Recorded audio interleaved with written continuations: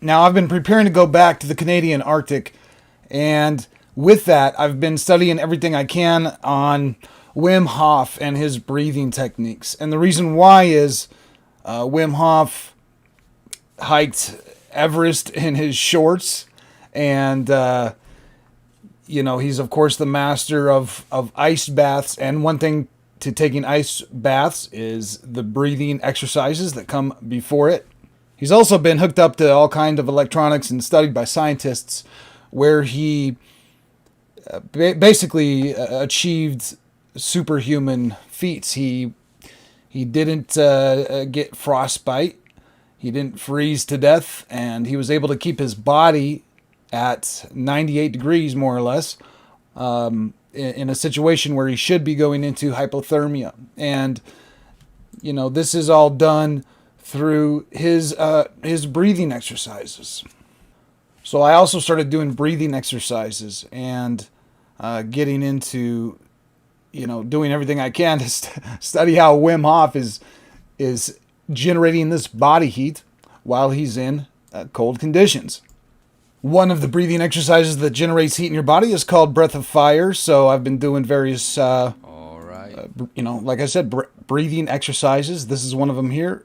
Breathe with Sandy. Today we will be doing two different breathing techniques. The first one is the Wim Hof breath, which we have been doing in the previous videos.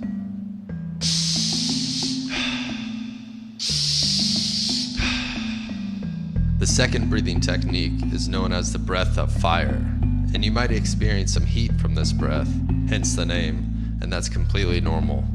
It's a powerful belly exhale and a passive inhale, like a dog panting. But we will be doing the panting through the nose. The inhale will come naturally after the powerful exhale, and you can place your hand on your stomach to feel the belly moving in on the exhale and passively moving back out on the inhale, like this.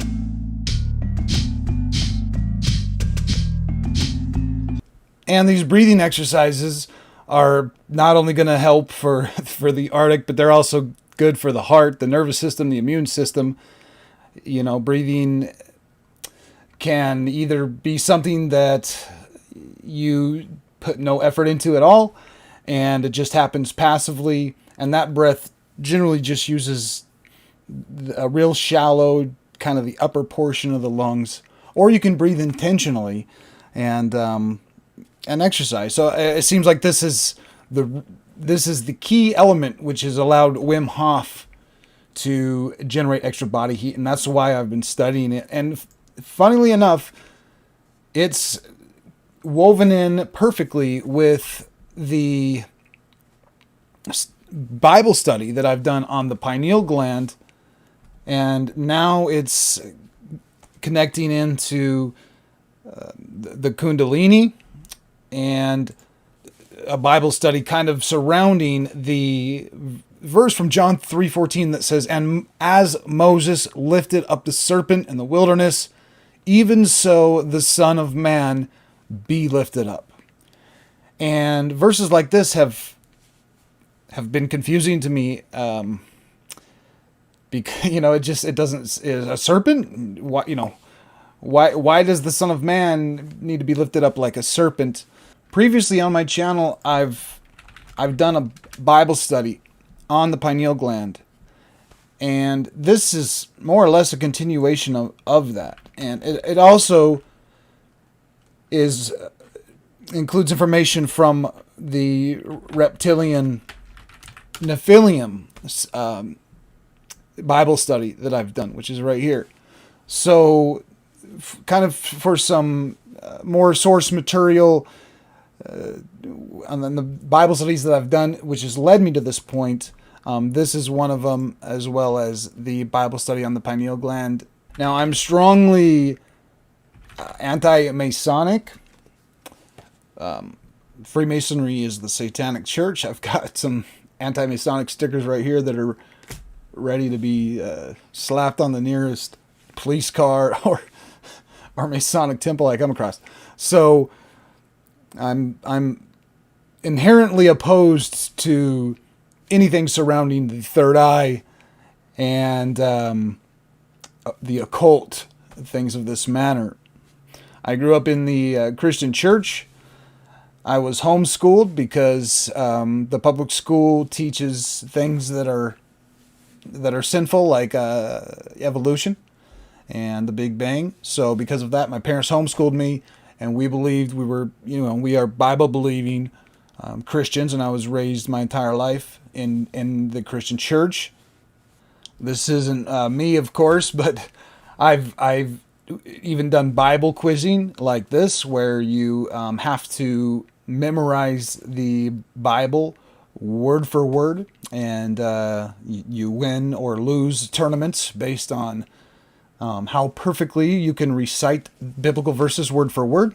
So naturally, when slaying in the spirit was kind of a big thing, I don't remember when, in the 90s sometime, and I was earnestly and honestly seeking God, and I wanted so bad to be slain in the spirit and to feel that spirit of God overwhelm me to the point that it knocks me down, takes you off your feet. And I'd gone to all these. Well, my dad was the lead pastor of a pretty large church, so him and all the other ushers were responsible for catching these people when they fell down. So I always went to church way early, hours before it started, and I stayed hours afterwards. The church was kind of a replacement for me instead of public school. For me to be around other kids my age, it only happened at the church. So, anyways, I wanted this slaying in the spirit experience so bad. And to make a long story short, it never happened. And I said to God, please, and it never happened. Finally, a popular pastor come into town, Mario Murillo, and he was just going down the line. Everyone was falling down, to the left of me. And he got to me, and every single person fell down. Finally, he got to me. I said, this is it. This is the power of God's going to overcome me. And he put my hand, prayed for me. Nothing happened. Pushed me. Finally, he pushed me on my forehead, pushed me back. And I put my foot back and caught myself. And I said, that's not the power of God overcoming me. You just pushed me down. So he started getting frustrated because he started, he was kind of looking bad. Because everybody else just fell right over. And he got to me and it wasn't happening. I was holding up the show. So he finally pushed me again. And this time the usher behind me had his foot right behind me. So when I stepped back, I caught my foot, and so I did. So then I tripped backwards, and they set me on the ground, and I just looked left to right like, what is this? Immediately stood up, walked out of the church, and to be honest, I basically haven't been back to a church since then. So in my spiritual quest for God, at least surrounding the organized and accepted Christian church, my search for fulfillment spiritually has come up null and void from the Christian church, and I can see in my grandfather's life and some more of the Christian elders in my life who are supposed to be people that I look up to. They have completely abandoned their faith and more or less turned to a life of sin and a life of fulfilling the flesh. So that has made me question why, if the modern Christian church is the true path to God, why these people who have spent their entire life in it, why are they turning their back on it in their old age? And in that sense, I haven't found, of course, any answers from the church, and you shouldn't turn to the church for answers. You should turn to God. And that's what I've done ever since this whole being pushed over and me looking to the left and seeing all these people that just got pushed over, and not a one of them is standing up to say, hey, like Mario just pushed me over, guys. I didn't, I wasn't completely overcome by the Spirit of God to the point where I fell on the ground and I couldn't stand back up, because I've never experienced that. And from what I can see, more or less the majority of that was happening in the 90s must have been hoaxes. So my quest for finding God and for finding true spiritual enlightenment from the Christian church, I can't find it there. So that's why I've turned elsewhere than the Christian church for answers, and I've decided that seeking God earnestly in my heart, and not relying on another man to lead me has been at least the correct path for me. Now in this video, we're going to get into topics like the pineal gland and the Kundalini, and when you see an image like this one right here, it's, you're probably, as a Christian, driven away from it. So if you have found, complete truth, and, you feel that in your heart that you honestly are fulfilled spiritually through the Christian church, then there's no need to watch this video. I don't want to become a wedge between you and your current faith as you believe in Jesus Christ.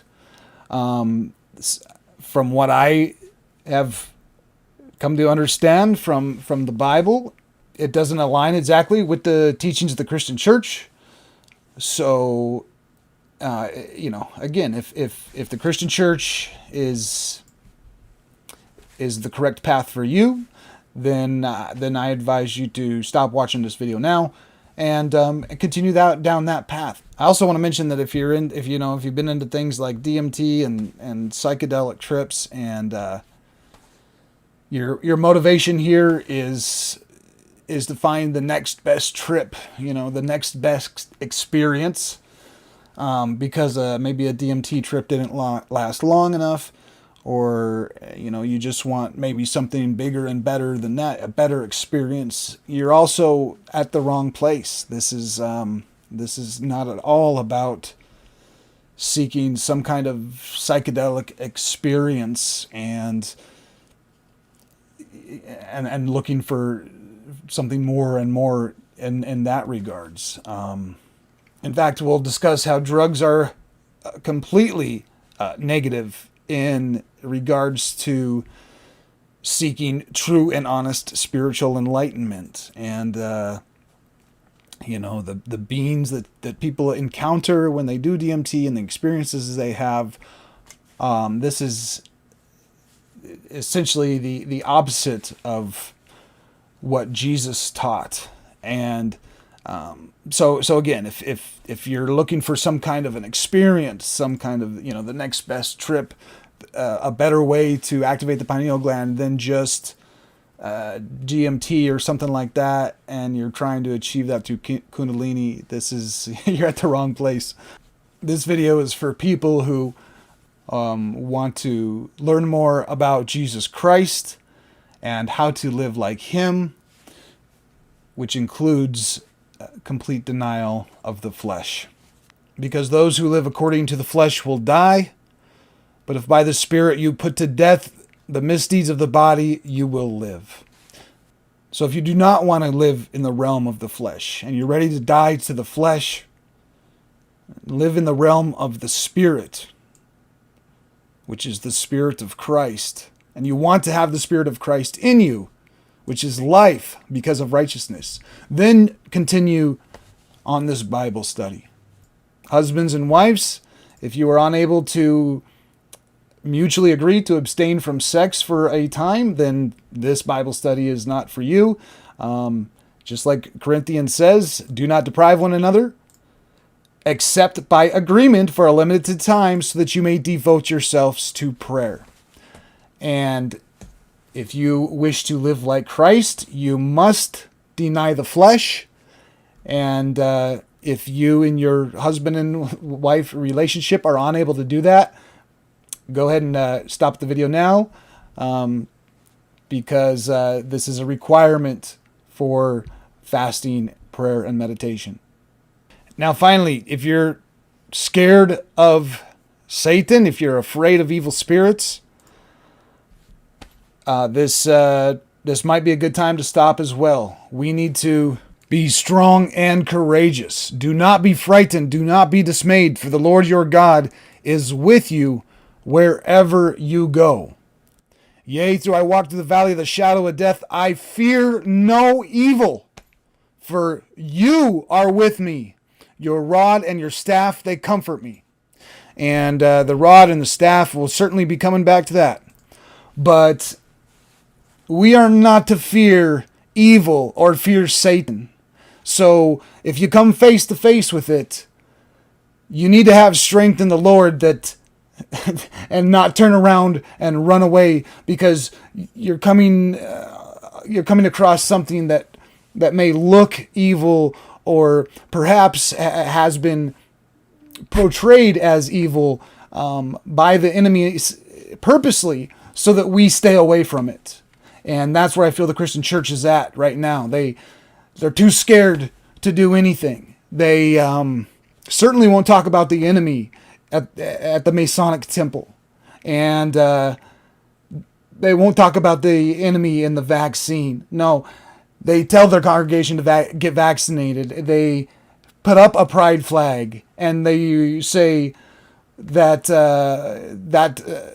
homosexuality is okay in the eyes of God. So as we proceed through this Bible study, we're going to be going across some texts to pull some truths out of the lies and things written by Freemasons such as Manly P. Hall. So the first thing that needs to be done is you need to suit up in the full armor of God if you're going to continue to be amongst the enemy. You wouldn't go amongst the enemy without any armor on, or else you're in trouble. So first, you should turn to Ephesians 6, and I don't know how you do it. As I continue in this Bible study of this very topic, my idea of the armor of God is even changing. But I do believe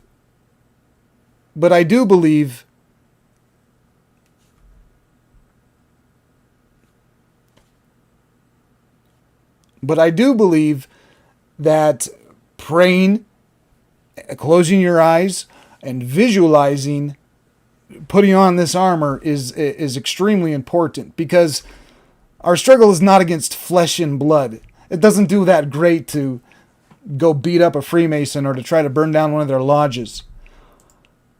Our struggle is against the rulers, the principalities of the dark world, and against the spiritual forces of evil in the heavenly realms.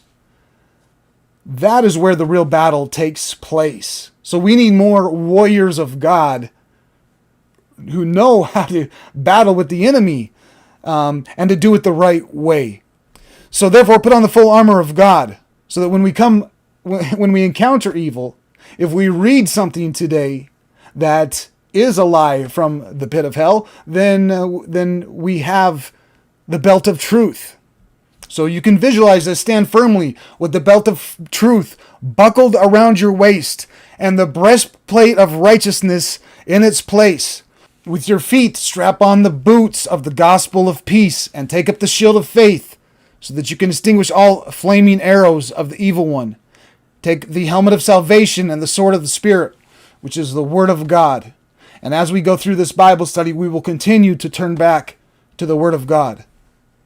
I encourage you to pause the video right now, and between you and God, and you and the spirit realm, equip the full armor, then continue to ingest the information so that you're ready to deflect any arrows of the evil one.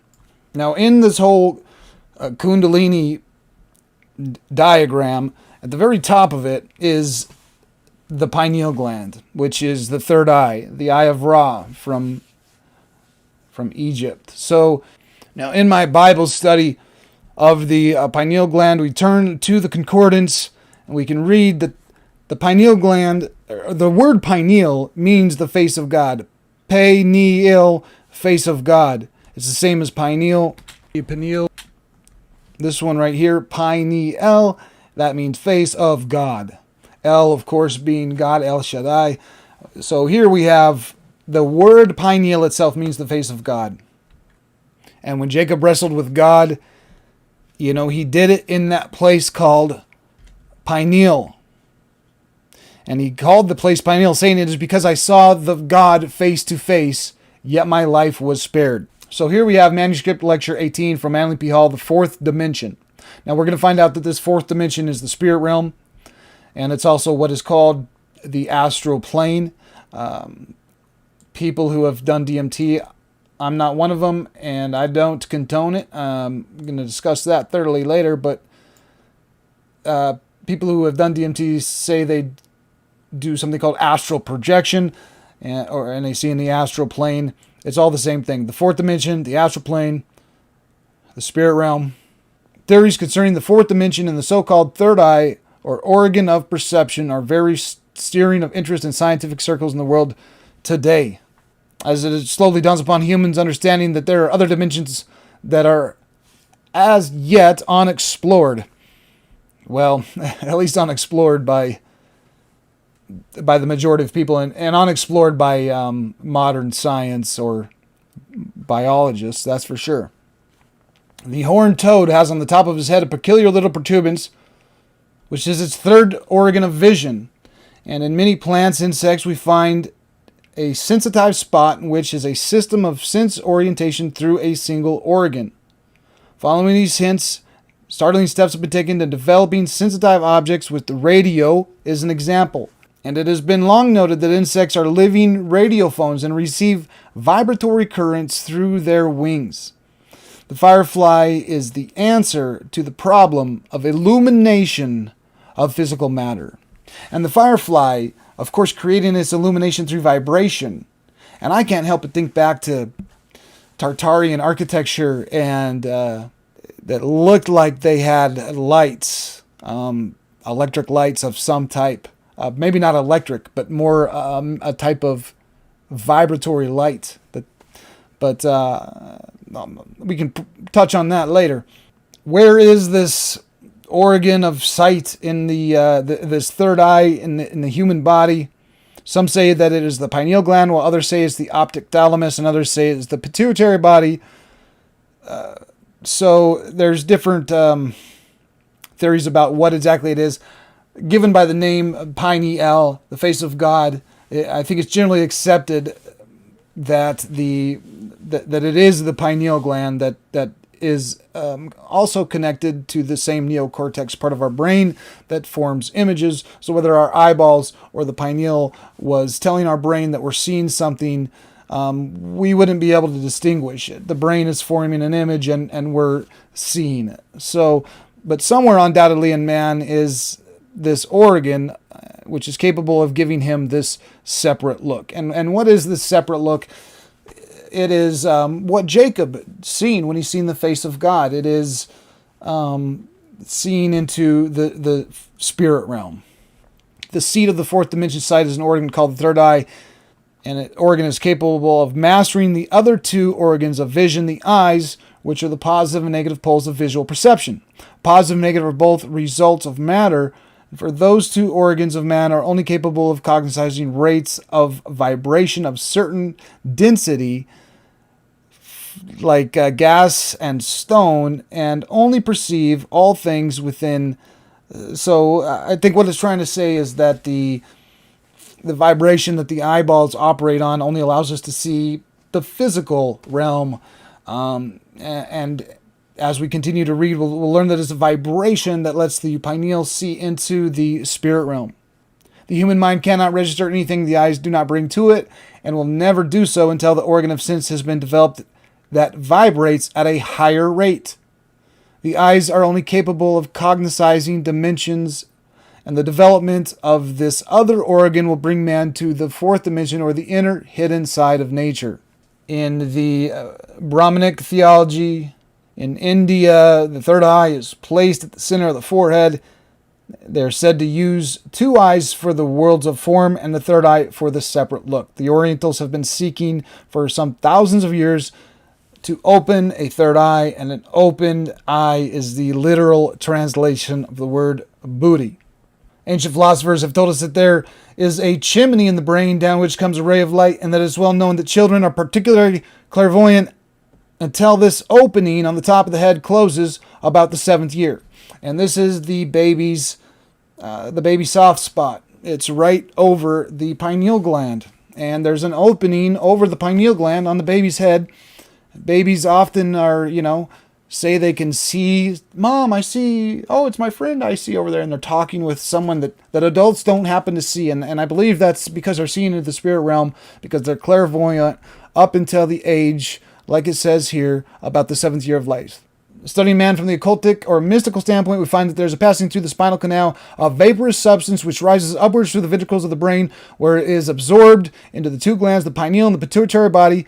And when this substance enters the glands, it dilates them until they become 2 to 3 times their normal size, making a slight dizziness and a reaction between the eyes. The so-called astral visions are seen when the physical eyes are closed, and it is possible to ascertain that this other organ in the forehead is the one used at these times. Some occultists say that there is only one way possible to do this, and it is by raising the gaseous substance of the spinal canal and bringing it upward into the brain. The fourth dimensional sight is that which comes to man when he has raised this to the 33rd vertebrae of the spinal column and liberated it to the domed place in the temple of the head, under which rests the pituitary body and the pineal gland. Now, Jesus lived to the age of 33, and he died at a place called the skull, which Golgotha means of the skull. So, Jesus himself was about 30 years old when he began his ministry. Luke 3:23, and in 13:7, he said, "Behold, these 3 years I have come seeking fruit on this fig tree, and I find none. Cut it down." And by the way, let's remember fig tree, and that Jesus was always talking in parables about the fig tree. But this verse is in reference to his 3 years of ministry before he died. And for further evidence of the age of 33, in the Gospel, John records 3 Passovers. The Passovers occur in 3 years of Jesus' earthly ministry. John alone recorded 3 separate Passover celebrations. John mentions the first in John 2nd, the second Passover in 6:4, and the third one is in 11:55, and these scriptures right here. The third Passover is the one that occurred the night before Jesus died, and it is the one recorded by all 4 gospel writers in conjunction with the Last Supper and the death of Jesus. So we can see that Jesus was 30 years old when he began his ministry, and that his ministry lasts for 3 Passovers or 3 years. And he was at the age of 33 when he died. And that he died at Golgotha, which is a literal translation to skull. So, very interesting, and we're going to continue to, I'll bring this up again, of course, but let's remember that Jesus, being in full control of his entire life, decided to die at the age of 33, and decided to die at the place of Golgotha. And I find it hard to imagine that Jesus didn't know that there was a one-to-one correlation with this quote-unquote occultic, as it's said, which, by the way, just means occluded. Don't be too scared of that word, because just the meaning, there might be truth hidden behind that, and they might just be, use that word to get people to turn away and say, "Oh no, this is bad. Turn away. It said occult." In this case, I find it hard to believe, because if Jesus knew that man must raise up the 33 to the vertebrae to the spinal column where it reaches the skull, why would he deliberately choose to live to the age of 33 and then die at Golgotha, the skull? It's too symbolic to have been accidental. Jesus could have easily picked, I'm going to die at the age of, a different age, and could have picked a different place to die than something that lines up so perfectly with the description that we're reading here. The pineal gland, which is a peculiar thing, looks like a small pea at the end of a tiny finger, and it extends upward. It is this finger which dilates when the gland is filled with gas, causing it a vibration, forming a tiny radio station, which is just as sensitive to impacts as any physical sense of man. Only, of course, it responds to a higher and finer rate of vibration. The rate of its vibration is such that the material objects do not register, and therefore you could see through solid stone, and these coarser objects of the physical realm don't exist to them. You're seeing with a organ of sight that allows you to see into the spirit realm. Of course, rocks don't exist in the spirit realm. They're part of the physical realm.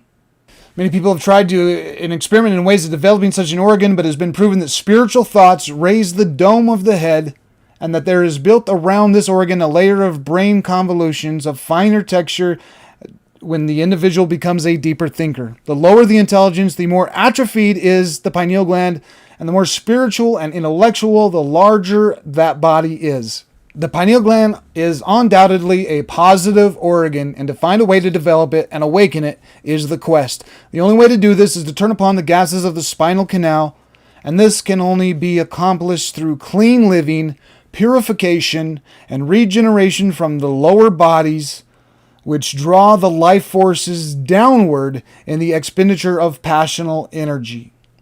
So this sounds like you would not want to be draining your life force downward through the expenditure of passional energy, but rather you would want to perhaps turn it inward and upward through clean living and purification. The study of this is the keynote of alchemy, studied so devoutly during the Middle Ages.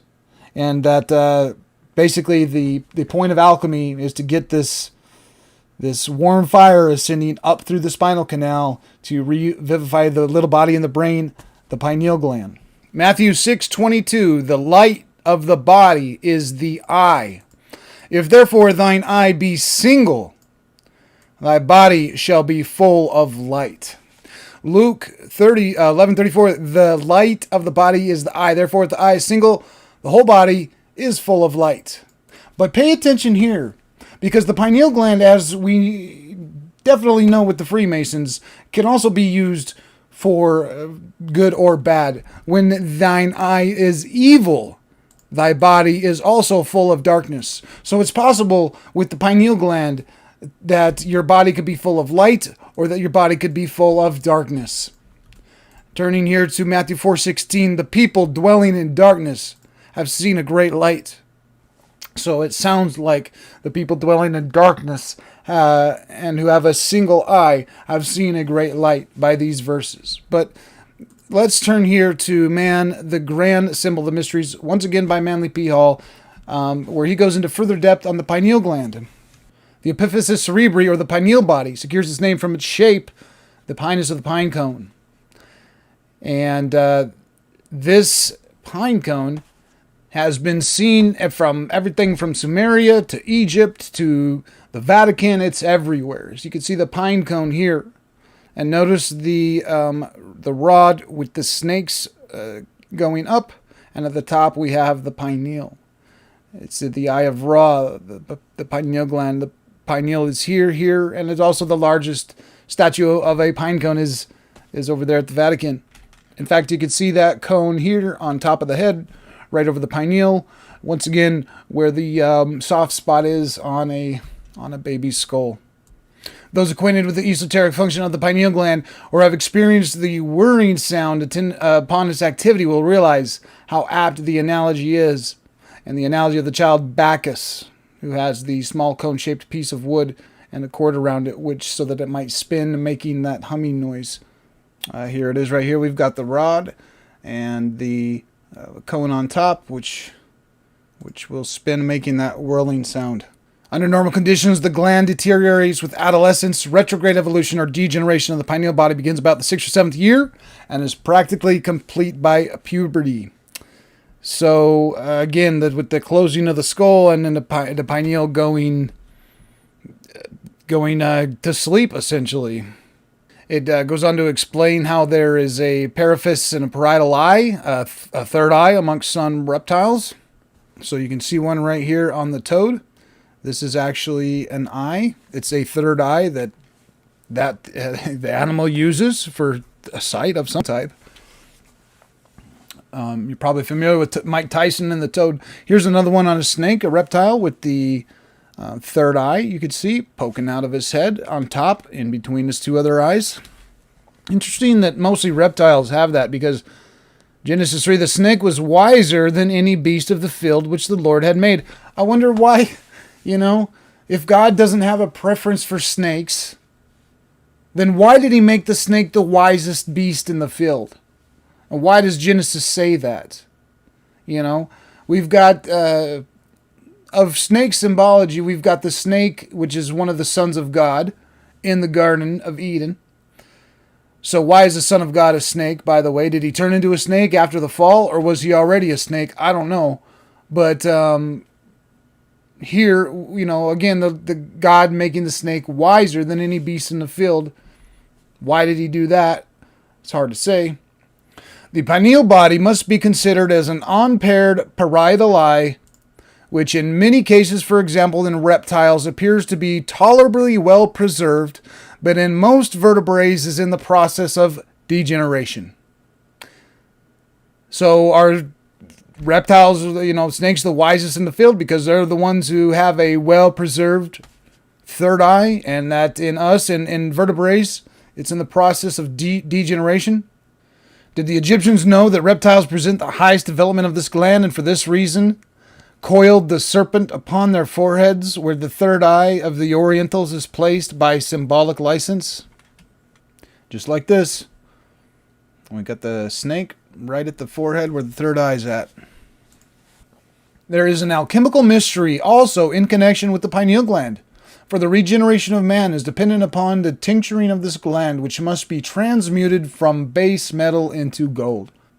Unawakened by Kundalini, the pineal gland is the vehicle of an animal mind, but if it's tinctured by spiritual light, it becomes the divine mind.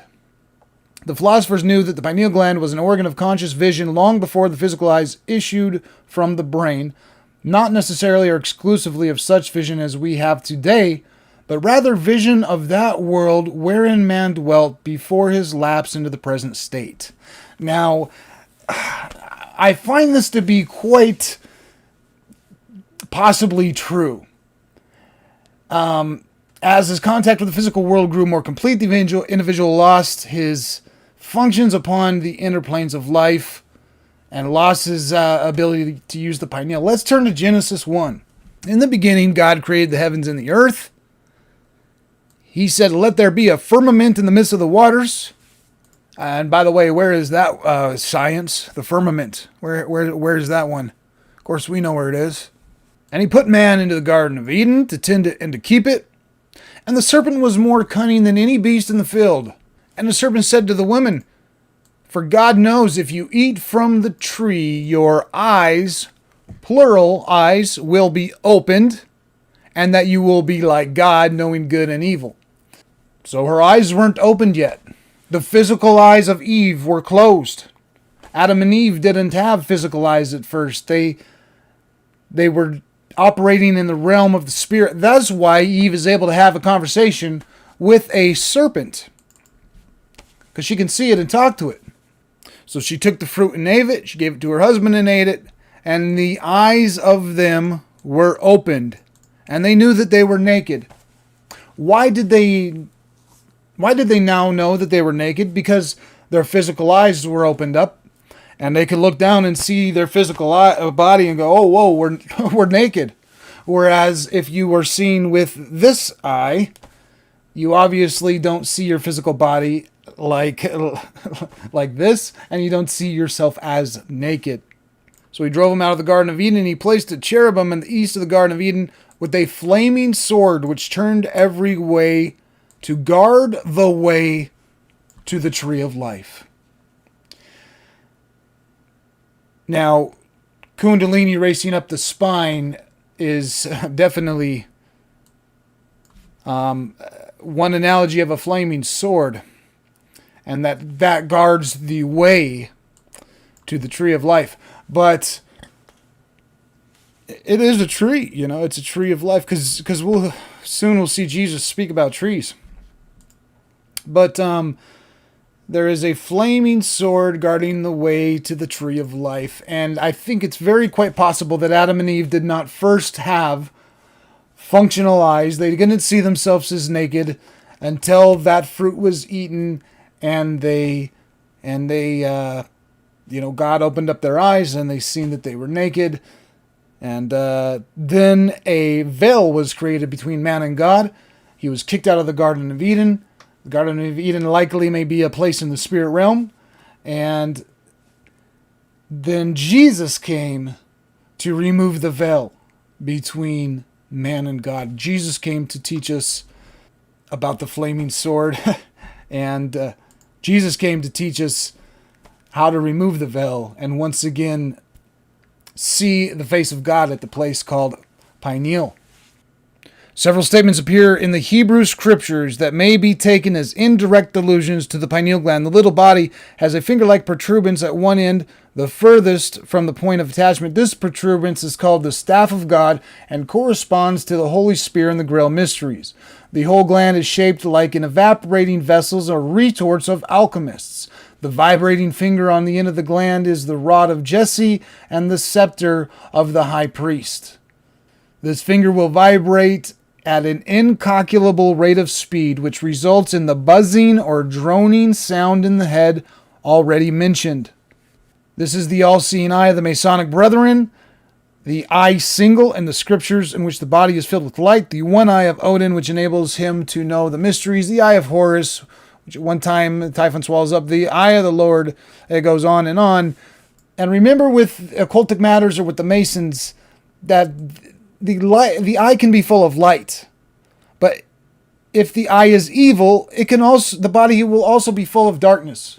So this practice can either be good or bad. And people are going to tell me that this is only evil, that the pineal gland is a way to Satan, a way to demons. Then why did God create it in my brain? How does that work with the creation story? Satan came up to God and said, "Hey God, by the way, I need a way to communicate with my followers in a really special way where we can see each other face to face. Would you install, the pineal gland in the human brain for me?" Is that what Satan said to God? And then God was like, "Okay, Satan, sure, I'll put the pineal gland in the very center of the brain, the most important part, right at the core of it, the very most important part, or the most special part of our body, the brain."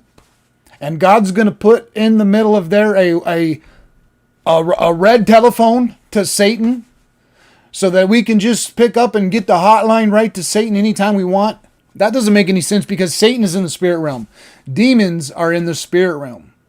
If the pineal lets you to see into the spirit realm, it would then give you the ability to see either demons and evil or angels and God.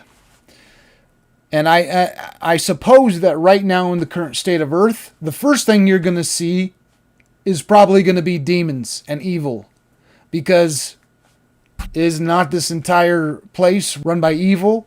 So you better expect the first thing to encounter is probably going to be something evil. That's why people say don't get involved with this. You're going to see something, this is evil, that's bad. And again, I go back to the beginning when I say, did you have your full armor of God equipped?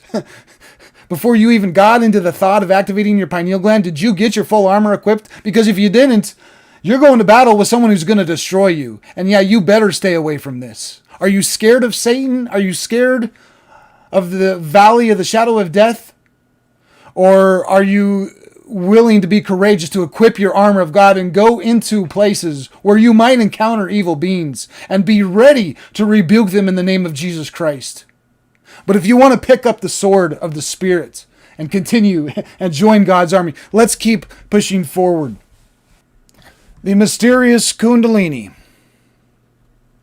The basis of Kundalini or Hatha Yoga. Dedicated to those interested in the science of yoga. And we're going to learn that yoga as as that word is being interpreted nowadays, is completely wrong. These are what bandhas, I think they're called, body locks or something. It's such a small part of yoga, and let's learn what real yoga is, because the term has become distorted into such a goofy practice. And not too goofy. It's good to be flexible and to be able to do stretches. But this modern hot yoga and all this has nothing to do with what real science and philosophy of yoga and yoga practices really are. Now, I hope you've got the full armor equipped, because initially when I see something like this, I'm going to be turning around and running from it. The Kundalini is sleeping above the Khanda, dispensing liberation to yogis and bondage to fools. He who knows her knows yoga. The Kundalini, crooked in form, is described as being coiled like a serpent. He who causes the Shakti to move is certain to be freed. As Moses lifted up the serpent in the wilderness, even so the Son of Man be lifted up. Here is a human body, and these nerve plexuses, and then the pineal, of course, corresponding to the chakras from meditation. The chakras in meditation are the root, sacral, solar plexus, the heart, throat, the third eye, and then the crown, which is not part of the body, but it's above the head, out of body at that point. But here we have the pineal of the spine. It is broken down into 5 different sections of the 33 vertebrae. The anatomy of a spine is broken up into 5 different parts. In fact, the colors might even be the same. We've got the cervical, the thoracic, the lumbar, the sacrum, and the coccyx. So even the anatomy of our 33 vertebrae is broken down into the 5 sections that are the 5 chakras, starting from 1, 2, 3, 4, 5. Of course, at that point, the spine ends and it goes on up into the brain. And for those 5 different nerve plexuses, they, of course, here, they're corresponding to each one of the chakra and the 33 vertebrae, where then you proceed into Golgotha. In 1926, Deshbandhu demonstrated certain phenomena, such as stopping the radial and temporal pulse on both sides at will, and the stopping of the heartbeat for a few seconds. He showed some rare feats of archery, such as the splitting of a hair of a thread by an arrow shot at them from a distance of 15 to 20 feet. You've probably seen Robin Hood do that, right? So I guess Robin Hood was a yogi? He broke an iron chain 3/8 of an inch in thickness by a mere tug of his body, and the chain fixed at the other end. One jerk and crack up went the chain in 2 pieces. How that was done was the expression that ran from mouth to mouth at the moment, and a good many present offered explanations. It was due to muscle control. Others say hypnosis produced in a man who watched the pulse, while others suggested nerve control. The gentleman performing the feats did it by knowledge of yogic science and pranayama. Now, pranayama I keep coming across in doing my breathing exercises, because pranayama is yogic breathing, and breath of fire is pranayama. And basically what Wim Hof is doing is pranayama. So over there in the Bombay Medical Union, they weren't able to record everything with scientific equipment, so they brought Deshbandhu to the medical college with a few guests, with doctors of medicine, to judge the truth of the statements, to make sure that this wasn't some kind of a hoax or some kind of a sideshow or hypnosis, hypnotizing the crowd, and then he saws the chain in half and then brings the people out of hypnosis. But he was asked to stop his pulse on the right wrist, and he did it. And then he stopped the pulse completely on the other side of his body. He was asked to stop the breathing of the heart. His heart thereupon contracted and became smaller and smaller until the size of it reached a minimum limit. The apex was about 2/3 of an inch of the internal normal position. So how is this done? Can we explain it by various phenomena produced by our present knowledge of physiology and anatomy? Yogis who are advanced in the yoga science have been able to stop their organs, including respiratory function, and make it inactive. The contraction of the heart can never disappear completely because of the inherent rhythmicity of its muscle. The knowledge of this fact perhaps led ancients to believe that the embodied soul has its abode in the heart. In fact, this rhythmic action, which is a frequency, by the way, the frequency of the heart is the absence of all voluntary and involuntary movements, and is the only continuing function that brings them back to the material plane again if they so desire, after they say experiencing and gaining knowledge on the spiritual plane. We have heard stories of yogis who have buried themselves for a required time extending over days or even months, when every function of the body is held in abeyance, and even the most important function of respiration. They too keep on the pilot light in the form of the rhythmic movement of the heart, burning to ignite the flame of life again as they are brought out of the place of burial. So, I hate to say that Jesus didn't die. He definitely died to the flesh. So, but it's possible that while he was in the tomb, that he kept that pilot light on, and ignited the flame of life again as he was brought out of his place of burial. I am in no way questioning that Jesus Christ is the Son of God, and that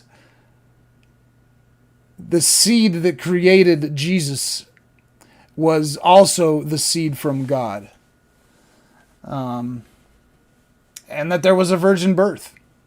I just believe that Jesus, as we continue to study this, that Jesus was born with a completely unlocked and active Kundalini,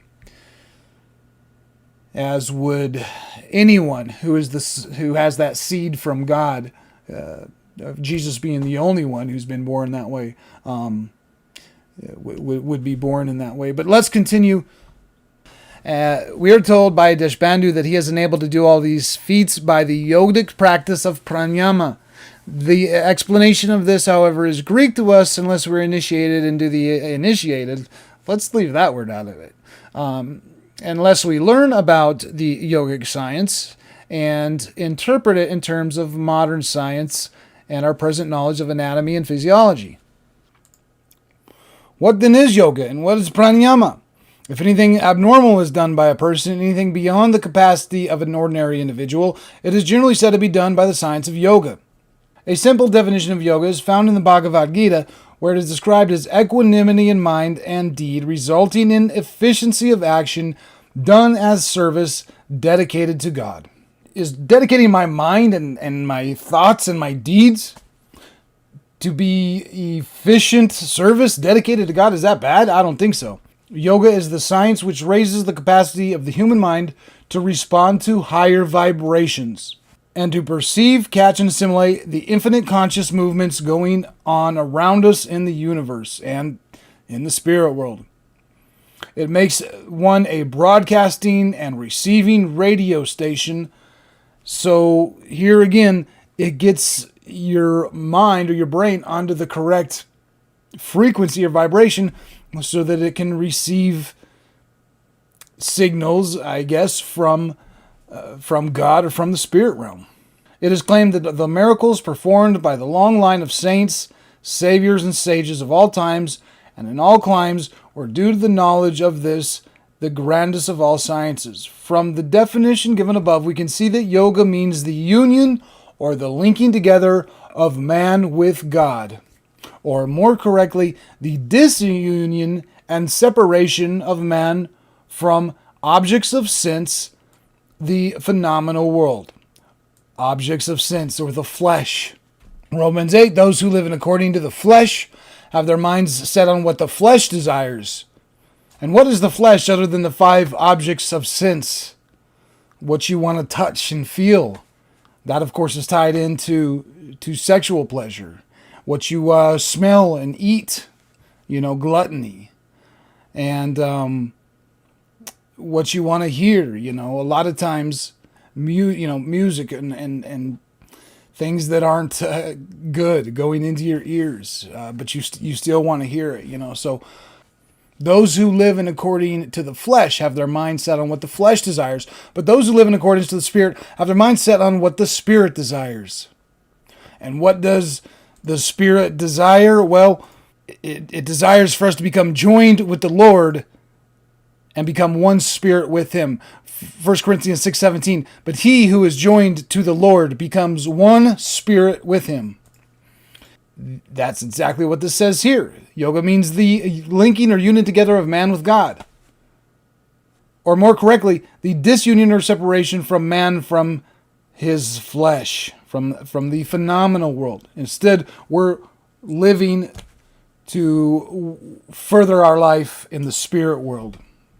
The object of the search can be obtained by a variety of ways, either by dedicating all fruits of his work to God, or the absolute surrender of all hopes and aspirations, including the self, also to God, in the belief that His grace is our highest good. The highest form of yoga is that in which the soul does not see itself except as infilled and made identical with God. Exactly what 1 Corinthians 6:17 says, joining the Lord and becoming one spirit with Him.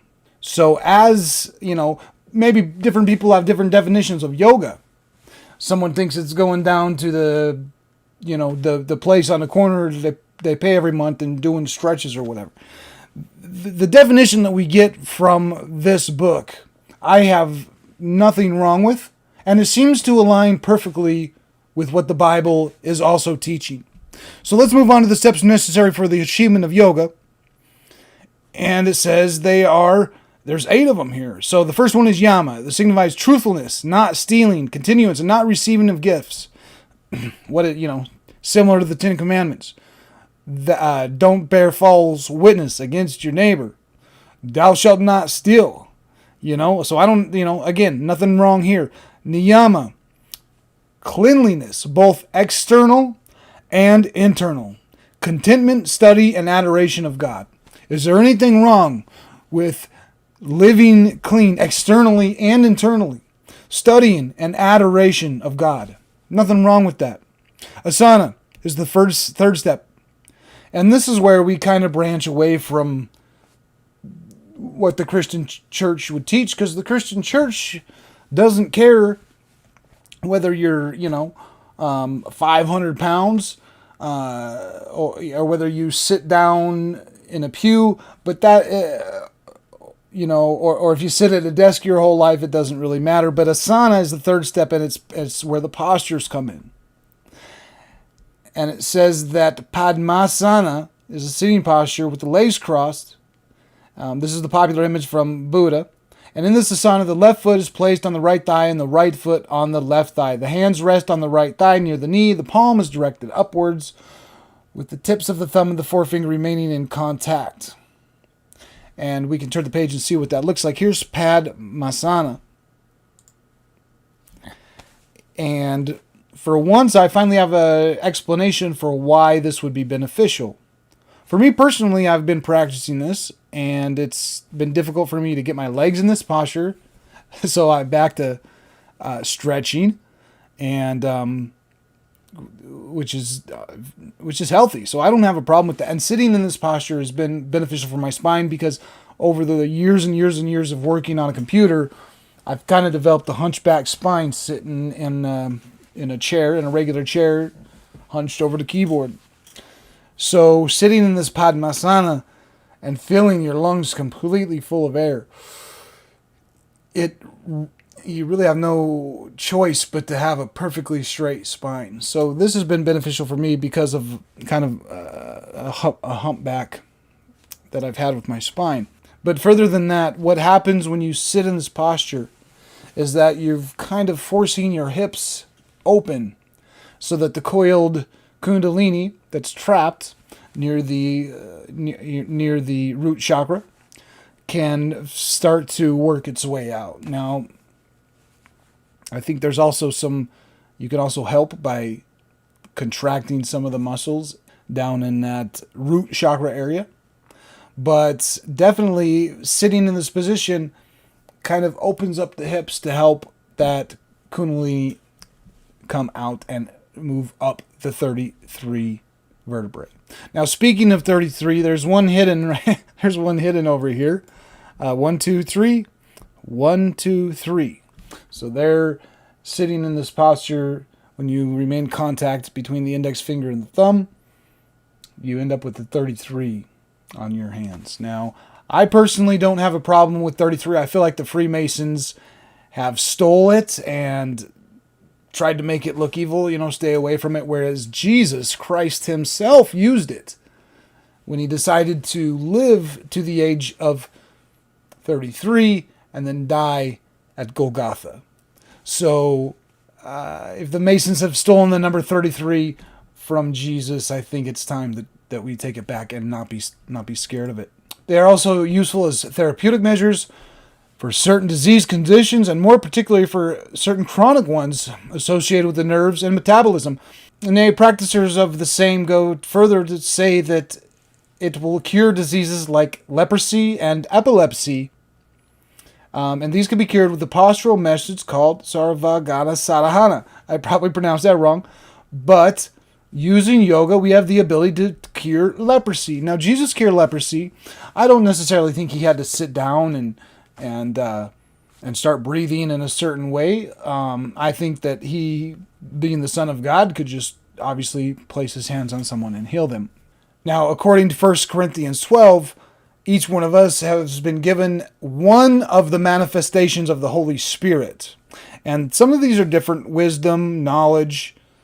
But one of them is the gift of healing by that one Spirit. So the gift of healing might not be for me, maybe it's not for you, but it does say in the Bible that the gift of healing has been given to us. And Jesus called his disciples to him. He gave them the power against unclean spirits to cast them out and to heal all manners of sickness and all manners of diseases. Now, if we take up our cross and follow Christ, then we too are disciples of Jesus Christ. And it says that we have been given the power against unclean spirits and to heal all manners of sickness. In the Christian church, nobody can really, I've never seen a healing, not once. In practice, years and years and years, I've never seen one miraculous healing. I only read about them in the Bible, never seen one. I never had anybody in the church explain to me how I might be able to heal, other than having the faith of a mustard seed. But here it does say that here's one way where we can heal disease, and it goes specifically into pranayama. Now, I ran into pranayama when I was learning the breath of fire. And pranayama is just basically taken to mean the regulation of breath. And so this next step after sitting in a certain posture is important. But then also breathing is important. Besides that, breathing is the chief method of absorbing energy from the atmosphere.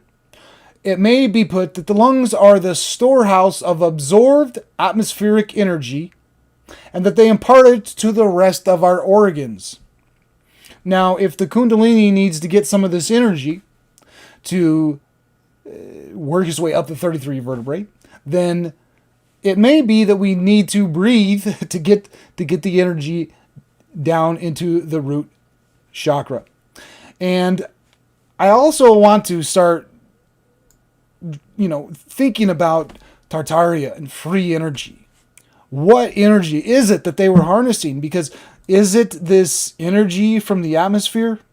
Did they figure out how to create some type of, through engineering, create a storehouse for absorbed atmospheric energy? In fact, what the flywheel is to machinery, the lungs are to the body. And with each breath, we inhale a certain amount of electricity or energy from the atmospheric air. The energy is absorbed by the blood, and it goes all over the body.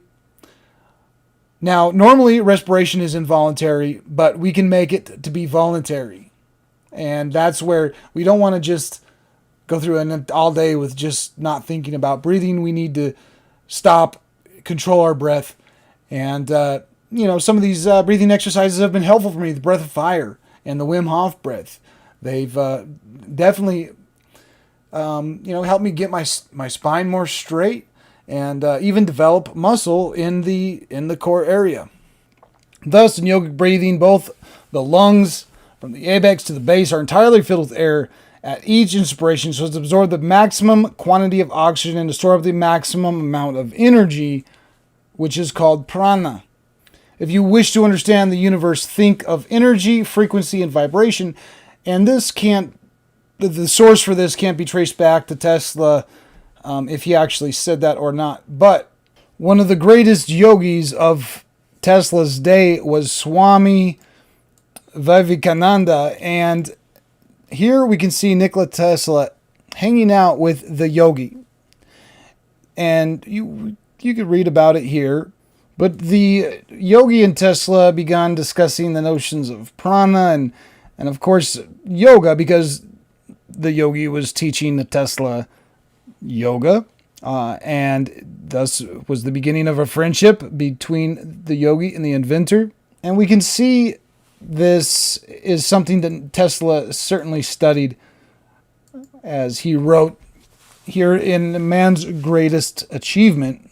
Long ago, he recognized that all perceptible matter comes from a primary substance, and filling all space, the akasa, or lumiferious ether, which is acted upon by the life-giving prana, or creative force, calling itself into existence, its never-ending cycles, all things and phenomena. So Tesla definitely studied yoga, or he wouldn't be writing about prana as a creative force. And maybe this is why that quote is attributed to Tesla. It's quite possible he did say that if you want to find the secrets of the universe, think in terms of energy, frequency, and vibrations. And the number of times these words keep coming up throughout this book right here alone, let alone the entire study of the pineal gland, because is it not the pineal that has to start vibrating at a certain frequency before it starts working correctly? And a warning is given not to use the power gained by pranayama for the attainment of unholy objects or psychic powers, because then follows an entanglement and bondage and all kinds of other problems. But when the powers are used for the liberation of the self from the bondage of the flesh, by curbing evil emotions and unholy passions, the mind overthrows the dominion of matter and the thraldom of sensual pleasures. So again, it could either be used for bondage, Freemasonry, or it could be used to, as Jesus taught, for to deny the flesh and to become one with the Holy Spirit. So this breathing technique can not only brings energy into the body, and it probably is very important to do breathing exercises, but it's also used for healing. Now, I have already been on this video trying to learn how to do fire breath properly. And fire breath it's great for a lot of different health reasons: diabetes, lung capacity, blood circulation, digestion, core strength. So let's just see how to do this pranayama fire breath technique. Intermediate, if you are a little advanced, if you are doing Kapalbhati minimum 3 months, 6 months, then you can do 1 second, 1 exhale. So it will be like this.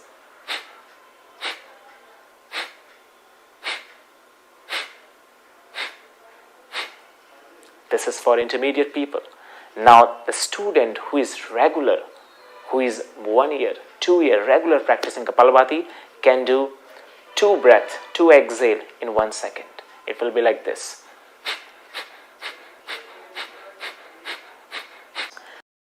All right, that's very interesting. Especially if you're familiar with Dan Brown and the Lost Symbol. Now, The Lost Symbol is an excellent book about Freemasonry that exposes a lot of truths. They're, of course, portrayed as fiction, but it's a book full of truth. A video series has been made recently on it, so you can watch watch the TV episodes if you don't want to read the book. The book, of course, is a lot better. But season 1, episode 7. Look, the guy has been injured and he needs healing. Let's look at how he gets healed.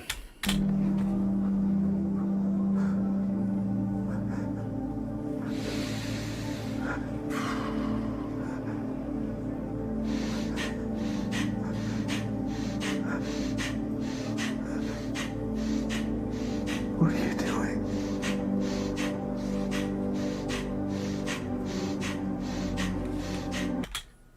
Well, that's pranayama. He is certainly doing the breath of fire. This. Okay. A yogi, when he is in this state, develops what he calls an internal vision, and he's able to see what's going on in his body or in nature not perceived ordinarily. In fact, everything in his nature is an open book to him. There are no secrets left to him. He sees into his body how the different organs work, how prana, or the vital force, is transmitted in his body, how it encounters the different chakras or nerve plexuses, and how holding prana in a particular chakra, the different organs are interfered with, producing activity or sluggishness. That the yogis by practice can control the autonomic nervous system is a fact, glimpses into which are given to us by Deshbandhu when he demonstrated the stopping of the pulse in one hand only while the rest of the arteries were beating. So we have the Kundalini, crooked in form, described as being coiled like a serpent. He who causes the Shakti to move is certain to be freed, and it's stuck down here somewhere near the root chakra. In the physical form, she is lying dormant and coiled up like a serpent in an individual.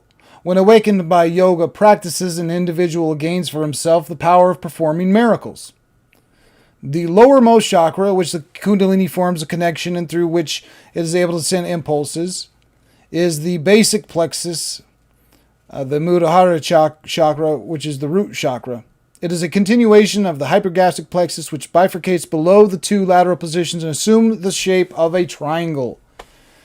Thus, we have the downward facing triangle. So if you're wondering why the coiled serpent is shown in a triangle, because it's physically stuck in that shape. By contemplation on the chakra, the yogi obtains freedom from disease. And it's starting to become clear why the book of John says that Jesus needs to lift up the serpent, needs to raise the serpent. It's talking about the Kundalini. And to prove that, let's go see what Moses did.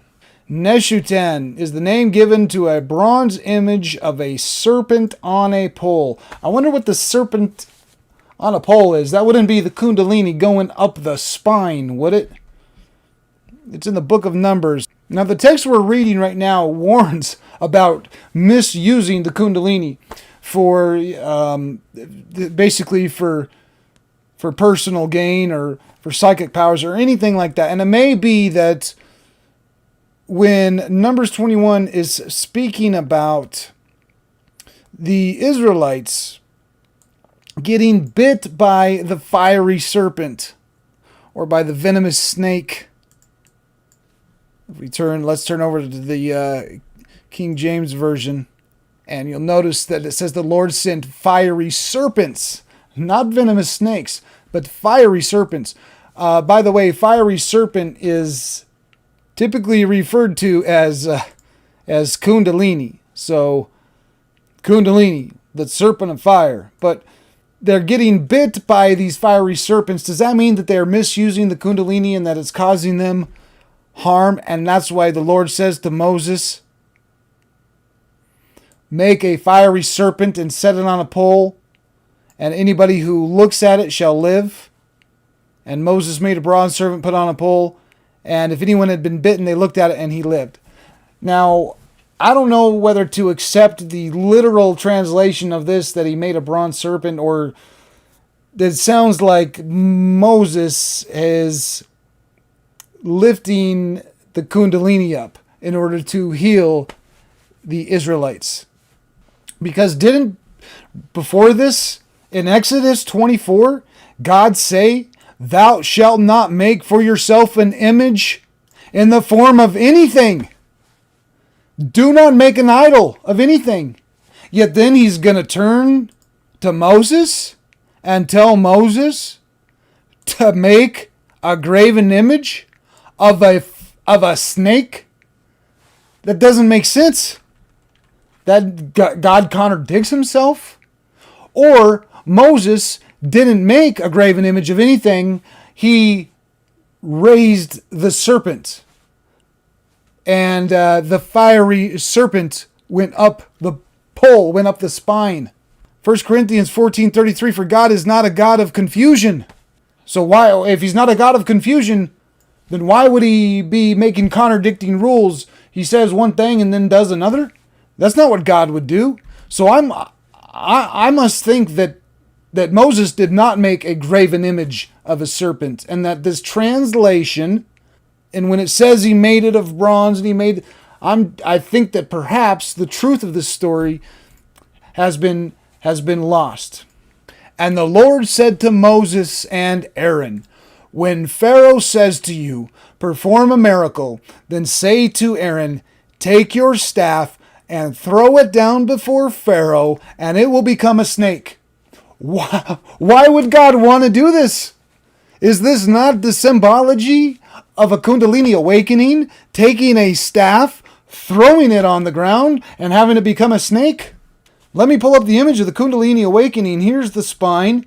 Here is the snake. We've got the left and the right, which we're going to find out later. One of them is white colored, which comes from down here, and the other one is honey colored. It's bronze. Guess what? It's bronze. And this is what is called milk and honey. When the two reach the pineal gland, you finally reach the land of milk and honey. Here is the image of a Kundalini awakening, and you can see the staff and the serpent. So if God doesn't know about the Kundalini awakening, then I don't know who does, when he is the one who's telling Moses to throw a staff onto the ground and it's going to turn into a snake. In fact, that's a pretty strong message. That's something that I would want to do if I walked into a Masonic lodge. Walk in there with a staff, throw it on the ground, and it becomes a snake. Why? Because it's not only does it physically, with your own eyes, you see a miracle being performed, but in addition to that, it has a hidden symbolic meaning. And the hidden symbolic meaning is, I know about the staff and I know about the snake.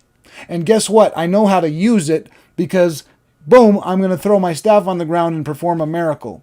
And miracles are thus only performed by raising the Kundalini, by having that snake, that serpent go up the staff. The excitement of all chakras, as mentioned above, takes place through Kundalini. It is the lever of consciousness by which the individual realizes his oneness with God, which is exactly what the Bible tells us to do. All creative power comes from Kundalini, the serpent power, as it is called. The 6 chakras or plexuses and their connection. Normally, Kundalini is in a sleeping trance, and when it is awakened from the slumber and made to work, the yogi perceives all supernatural truths. The resurrection of the soul from the grave of untruth becomes an actual fact, and perception of beauty, which is an attribute of the self, fills the heart with joy. Health is also said to be the gift of Kundalini. Kundalini is the mother of joy, of sweet rest, of sleep, faith, and wisdom. The dormant Kundalini guards the 3 important openings in the cerebrospinal nervous system. So this may be the flaming sword that guards the entrance to the Garden of Eden. And it may not have been there before Adam and Eve, and when Adam and Eve ate from the tree, this protective measure was put in place, and God said, because humans are so susceptible to be deceived, and they're going to be deceived by evil beings in the spirit realm, I'm going to turn off the communication between humans and the spirit realm. And unless somebody goes through a long, arduous process of denying the flesh and proving that they are truly seeking God and have a true clean heart, then That's how the Kundalini is guarding the entrance into the Garden of Eden. Here we can see the Kundalini ascends up the spine, where it is bathed in the stream of ambrosia, the cerebrospinal fluid. So that ambrosia, that's the honey. And the milk, of course, being a white fluid, how the transformation of the genes is affected through a rejuvenative activity of the reproductive system upon the arousal of the serpent power, and how the white fluid, from milk and honey in men, is sent cascading stream of radiant energy into the brain and other vital organs, kept closely guarded secrets by the adepts from the past, forms a breathtaking story of the still hidden secrets of nature that will be narrated in its proper time.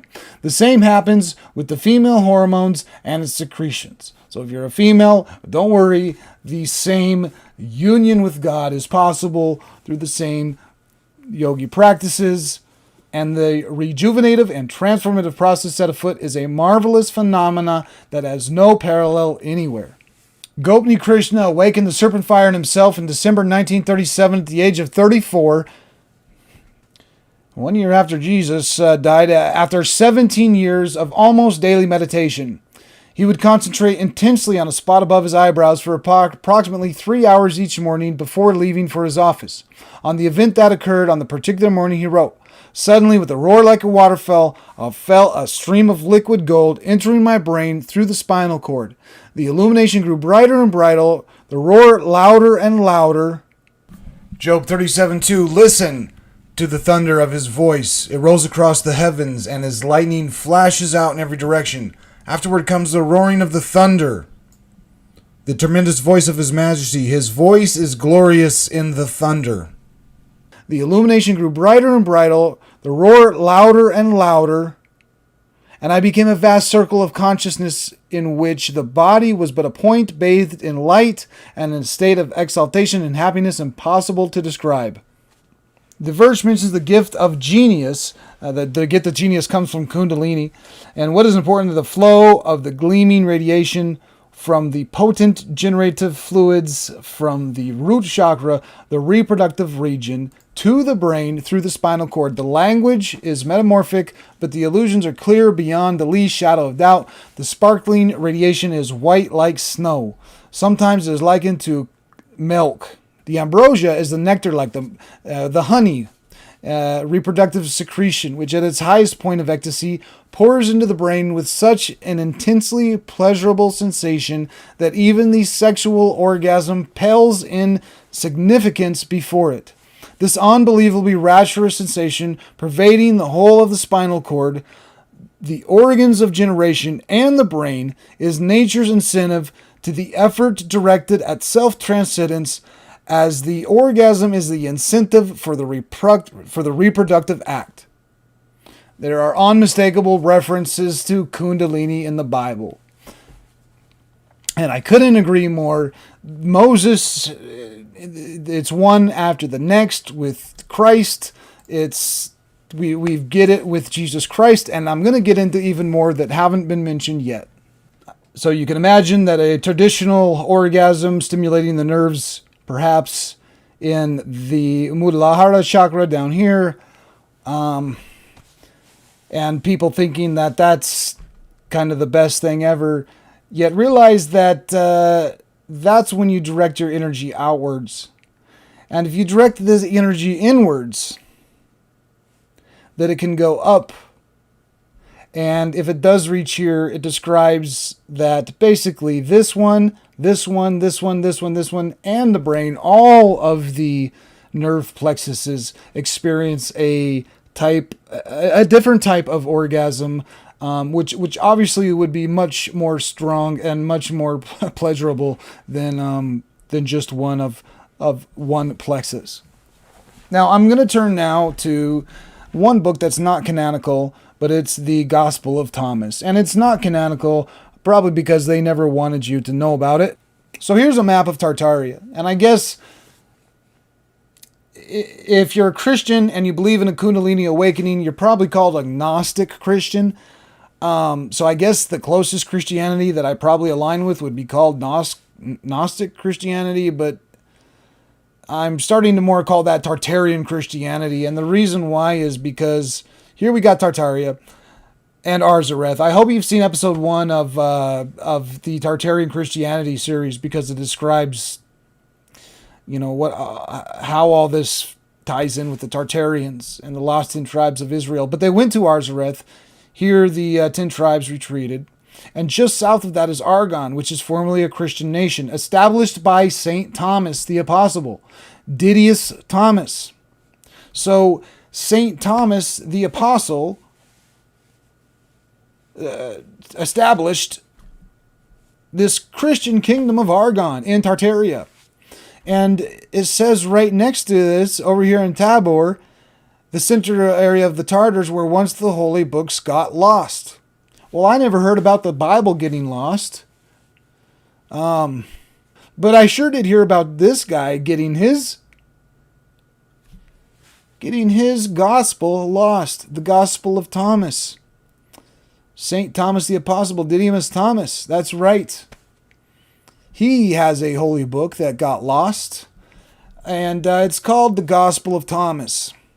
In fact, you want to know another interesting name for the Gospel of Thomas? It's called Q. That's right, it's Q. The Saints Gospel, or Q. The Saints Gospel, Q, dates to the earliest Christian times prior to the composition of the Synoptic Gospels, Matthew, Mark, and Luke. It is a written source of sayings and disclosures attributed to Jesus used by the authors of the Gospels of Matthew and Luke. Matthew and Luke used Q to supplement the material they both inherited from the Gospel of Mark. So if you read Matthew and Luke, you'll find that there's word for word identical things. Pieces of Matthew and Luke, just word for word identical. And you'll find that same identical source in the Gospel of Thomas, which predates Matthew and Luke. So that means that Matthew and Luke, when they wrote their Gospels, they must have used Q as the source. Q should be called a discourse or a sayings gospel. In this respect, it is much closer to the Gospel of Thomas, a collection of Jesus' sayings, than it is to canonical gospels. So, if you're stuck in, the 1611 KJV, which was made by Rosicrucians, and you want to throw this out, that's fine. But it's likely that it was used by Matthew and Luke when they wrote their Gospels. And it very likely should be canonical. In addition to that, I find it likely that this is the holy books that got lost, being that they are just across the river here from the kingdom, which is established by this very guy, Didymus Thomas. So here it is, the Gospel of Thomas. Let's go back to the prologue. And it says that these are the secret words which living Jesus spoke, and which Didymus Judas Thomas wrote down. There it is. Didymus Thomas. Didymus Thomas. And you can see his name, D. Thoma Didymus Thomas. If you haven't read it, I encourage you to. Here's an interesting one where it says, Jesus said, if those who lead you say to you, see the kingdom of heaven, then the birds of heaven will go before you. And if they say to you, it is in the sea, then the fish will go before you. But the kingdom is within you, and it is outside of you. And when you know yourselves, then you will be known, and then you will know that you are sons of the living Father. So one hint here that certainly ties into the yogi practices are that he says, don't look up to the heavens for heaven. Don't look down to the sea for heaven. But the kingdom is within you. And Luke 17:21 has a shortened version of this where it says, nor will they say, see here or see there, for indeed the kingdom of God is within you. So he say, don't look to the birds. He said, I forgot to shorten it up. We don't look to the heavens, or if you say the kingdom of heaven is in you'll look to the sea, for indeed the kingdom of God is within you. Jesus said, recognize what is before you, and what is hidden from you will be revealed to you. For there is nothing hidden that will not be made manifest. Gospel of Thomas, saying 19, Jesus said, blessed is he who was before, who came into being. If you become disciples to me, and listen to my words, these stones will minister to you. Luke 19:40, I tell you, he replied, if they keep quiet, the stones will cry out. Very similar account. If you become disciples of me and listen to my words, these stones will minister to you. For you have 5 trees in paradise, which do not change, either in summer or in winter, and their leaves do not fall. He who knows them shall not taste death. Now, what are these trees? Jesus says, for you have 5 trees in paradise that don't change neither in the summer or the winter, their leaves don't fall. He who knows them shall not taste death.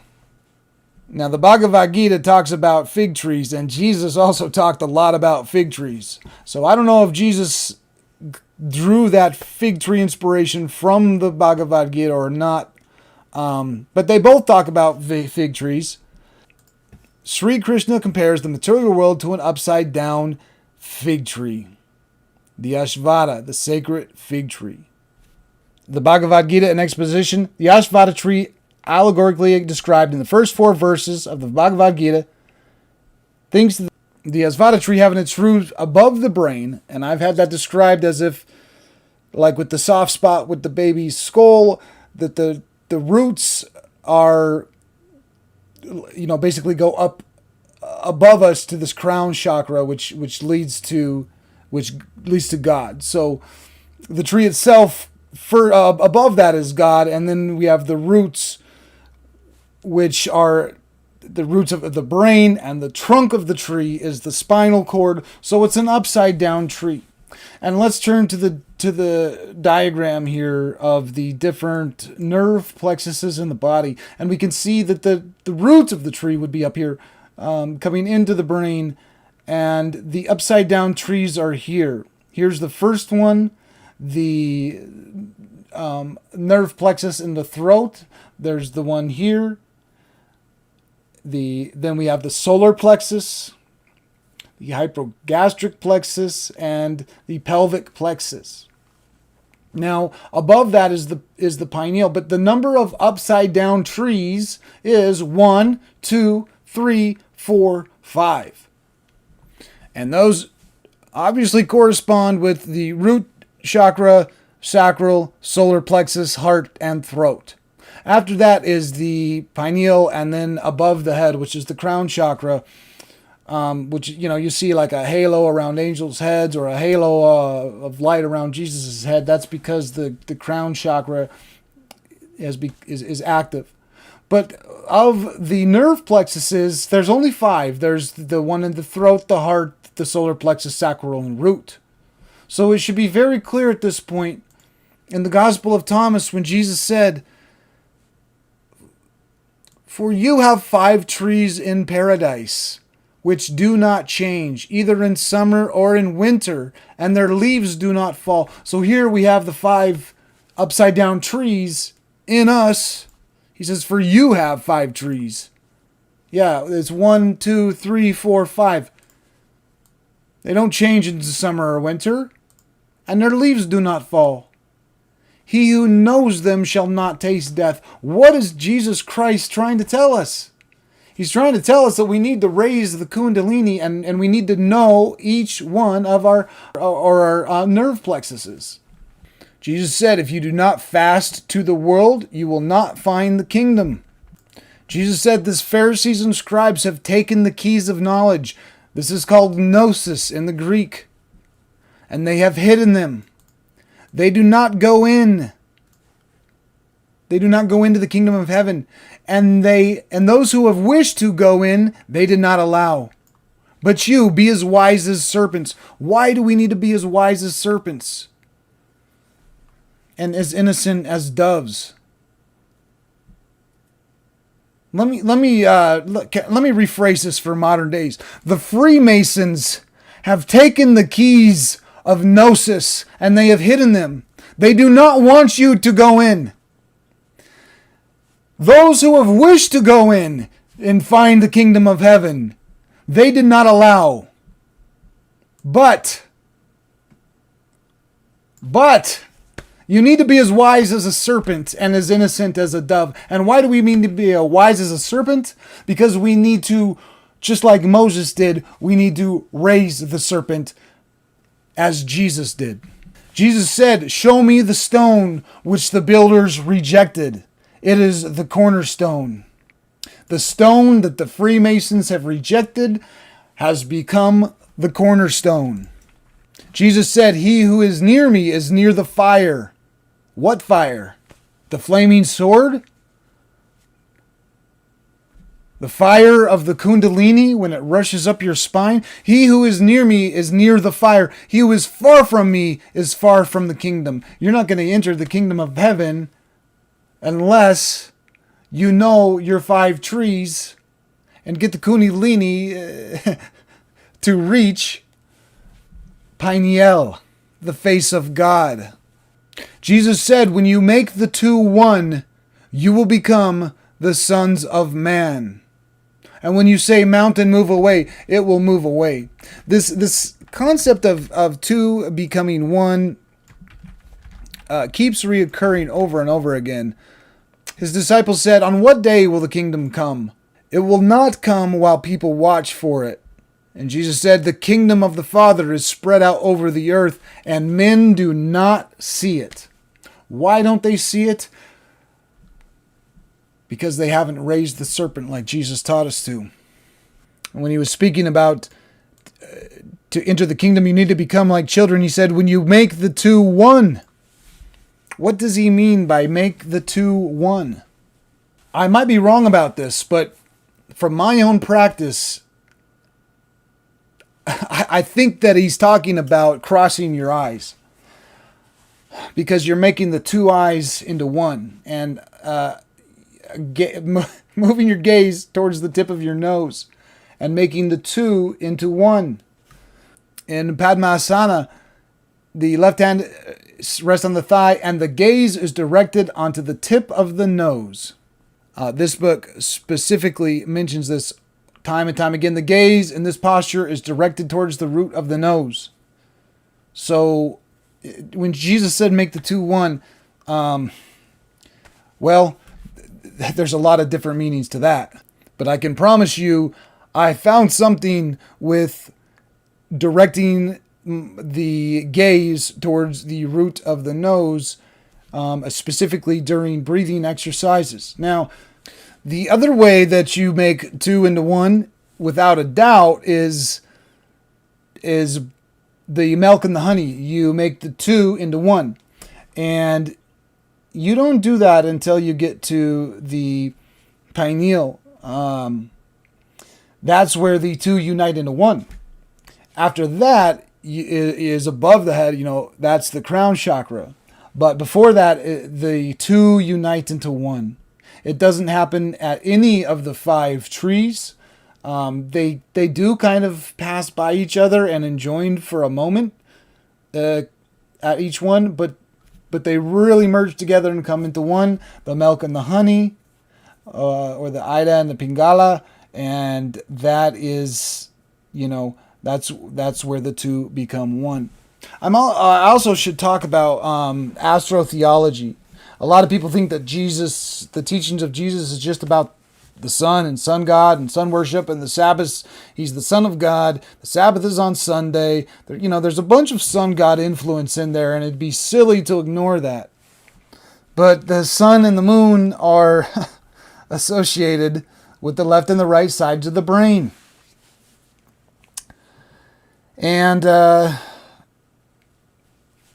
Jesus is always on the right side. Here we go, and this also solidifies that alchemy is just a study of how to raise the Kundalini. But here, in the symbology is plain as day. For one, we've got the sword and the snake going up it, the rod with the snakes going up it, the 2 different snakes. And then we've got the sun on one side and the moon on the other. And there's a reason why Jesus Christ is associated with this side, with the side of the sun. But let's go through some images here. We've got the rod, the snakes going up, the sun and the moon. Here again, alchemy with the, the Ida and the Pingala, the left and the right side going up. Symbolism of the serpent climbing the spine. Once again here, we have alchemy, the serpent's climbing the spine, and we have the sun on one side and the moon on the other. Alchemy, here you go. And the Mercury is one of the fluids that is, it's either the milk or the honey, I'm not sure which one, but that it's one of the fluids that's going up the spine. Now, as far as I can tell, these are the light and the dark sides of magic. And we'll start to learn that yoga and Yoda, it's probably a play on words there, but yoga, of course, using the force, keeping his eyes closed, always moving stuff around. The force here, we've got the light side and the dark side. Star Wars is talking about the Kundalini awakening. And the light side or the dark side, the single eye that's full of light or the single eye that is full of darkness. And I think this guy, of course, you see the symbology here, but we've got two fingers going down to the moon and two fingers going up to the moon. The sun isn't even present. It's like they want everything, like everything is evil. But then Jesus is with his right hand only pointing up with two fingers. And the two fingers here, I believe, representing two become one. It's that's why it's typically positioned, either at the heart or along the spine here, with the two fingers from the right hand pointing up. The left hand, of course, is not pointing down. And here we've got two fingers positioned along the spine, meaning the two have become one. The serpent has been raised. The crown chakra is active. We could see light emanating from his head. And this, I believe, is the tie between Jesus and astrotheology, or people saying that Jesus is just sun worship. I say no, but he is using the sun, and that's why Jesus is pointing up with his right hand with two fingers. And maybe, and as far as astrotheology goes, and Jesus might be hinting at the sun as far as this, referring to that side of the brain. Now, there's stuff that I would like to cover that I just can't, because this topic is too deep and too broad. And as I've been researching this for months, I've been trying to save all the little pieces. The yogi, by concentrating on the prana, becomes light in weight and can walk on water, through marshes over thorns, and can will his own death at any moment. Well, that doesn't sound very safe, but this might also explain the walking of on coals, and how when those tribes get to a certain state, they're able to walk. Not, over thorns in this case, but over coals. This topic is too deep and too broad. And as I've been researching this for months, I've been trying to save all the little pieces that I want to share, and there's just too much to forget. So I will at least go through some of the texts that I have found helpful. And one of them, of course, is The Mysterious Kundalini by Vasant G. Reilly. And then he also did an exposition on the Bhagavad Gita, and I found this very helpful. Certainly, other than the reincarnation piece, everything is in line with the Bible. Now, I can argue that the Bible even supports reincarnation, because what is reincarnation? Reincarnation would be a baby being born, and a soul has to be created at that point. Like, a new soul is created every time a baby's born. And then when that person dies, their soul either goes to heaven or hell, and there's no if, and, or buts. There's no reincarnation. The difference would be that a baby could be born and a soul can be sent, a pre-existing soul can be sent into that baby's body. And is that biblical? Well, yes, it is, because God can do that. He did it with Jesus Christ. With Jesus, a baby was born and a pre-existing soul was sent into the baby's body. So does God have the ability to reincarnate? Yes, he did it with Jesus. And it's so to say that he won't do it with anybody else, I don't believe that's biblical. It doesn't say that in the Bible. It does say that a man's given but one life to live. But me, as Ryan Zehm, I have one life to live. But what about my soul? Does that mean, my soul might go on to another life? I don't know. It isn't clear in the Bible. What is clear is that God has the ability to reincarnate somebody if he wanted to, because he did it with Jesus. So this Bhagavad Gita in Exposition was a great book.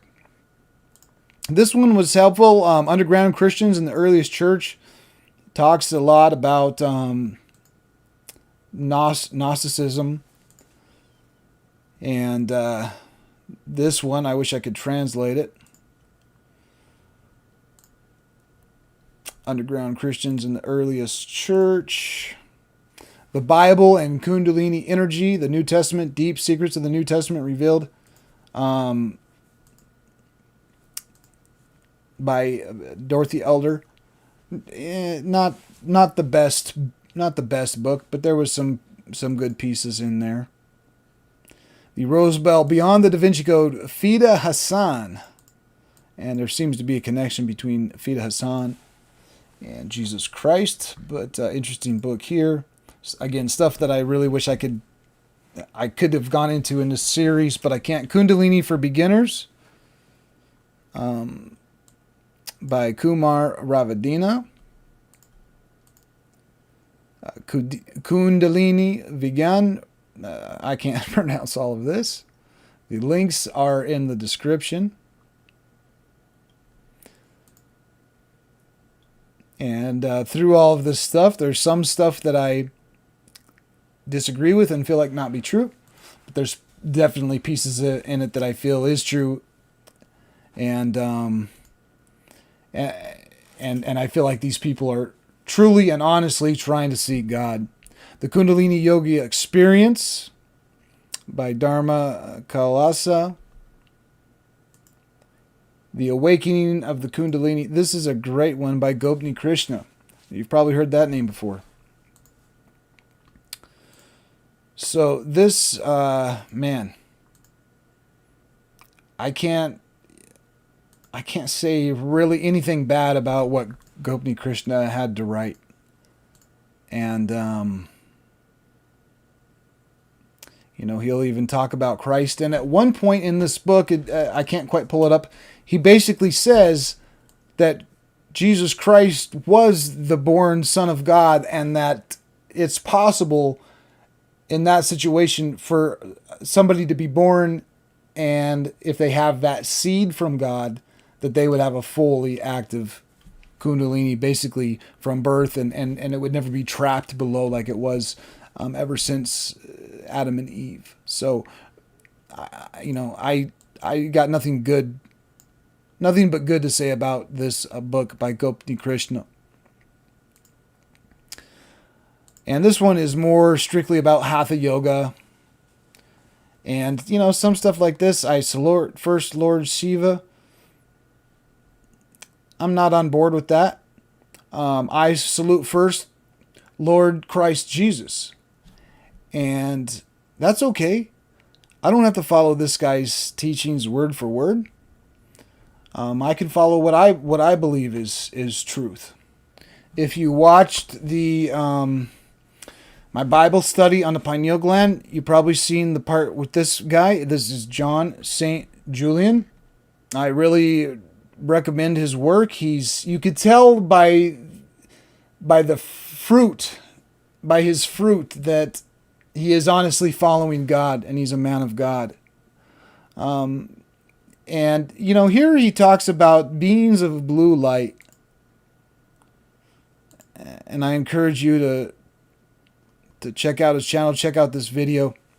But he describes seeing beings of blue light, and that in the spirit realm there's something somehow that some people perceive as beings of blue light.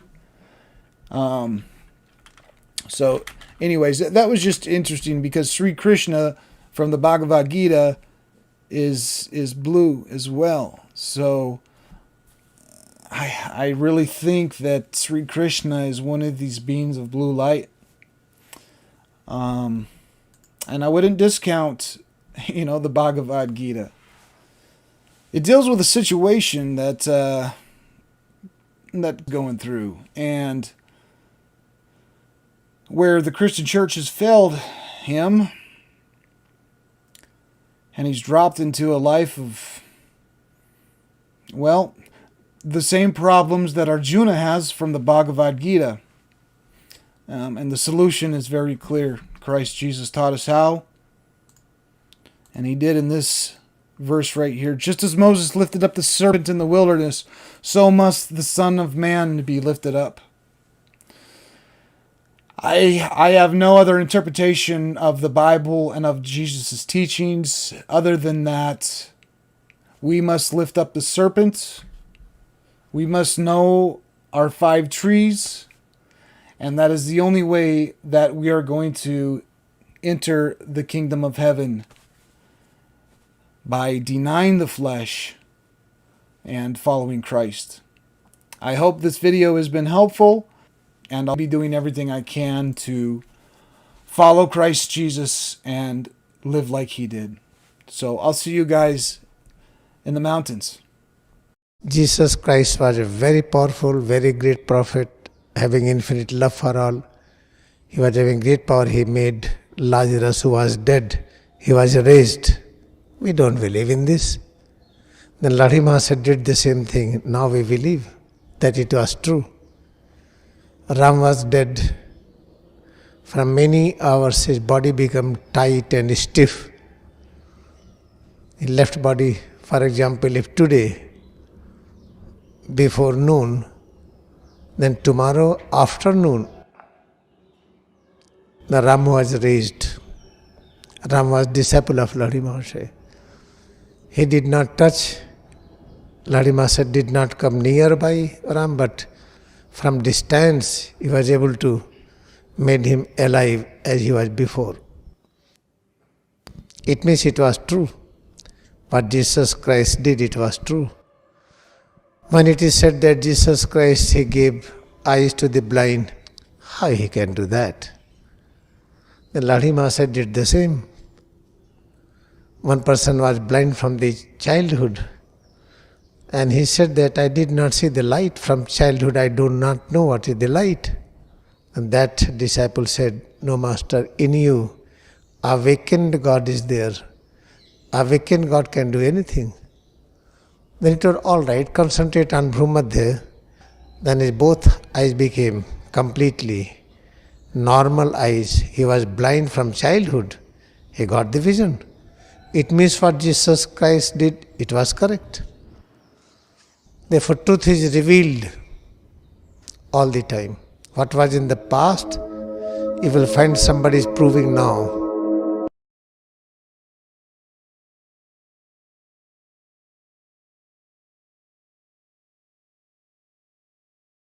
Today we will be doing 2 different breathing techniques. The first one is the Wim Hof breath, which we have been doing in the previous videos.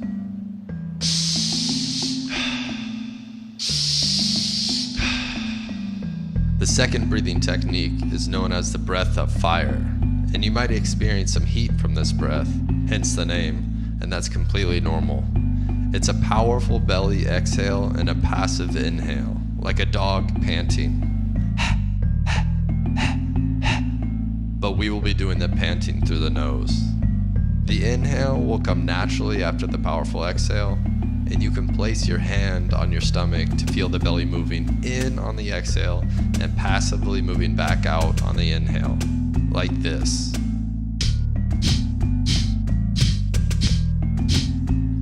And do your best to to relax the rest of your body while we are doing this breathing technique. So relax, get comfortable, follow along to the rhythm of the breath, and I will be here to guide you along between the two different breaths. So, let's start with the Wim Hof in 3, 2, 1. Inhale, exhale, in, out, in through the stomach, up through the chest, out. Very good. In, out.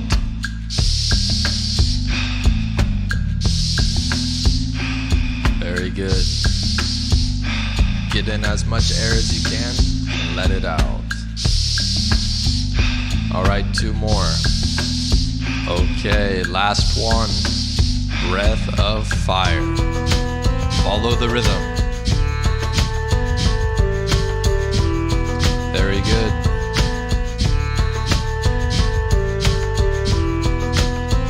Okay, 2 more. Wim Hof, in, out, in, out. Very good. Keep it up, follow the rhythm.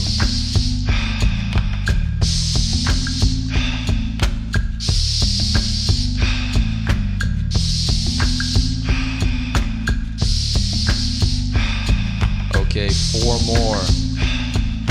All the way in, let it out. 2 more. Last one fully in, let it out. 1 minute breath hold.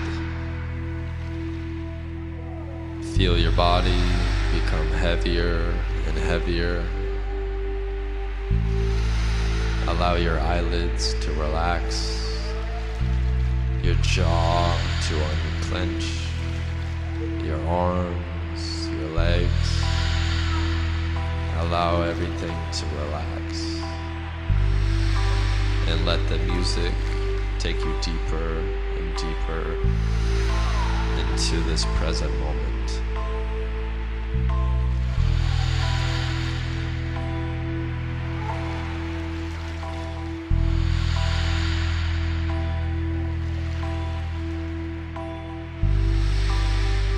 Ten more seconds.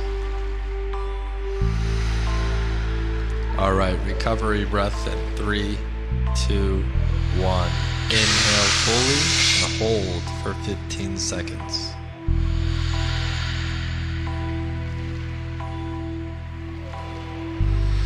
All right, exhale in 3, 2, 1.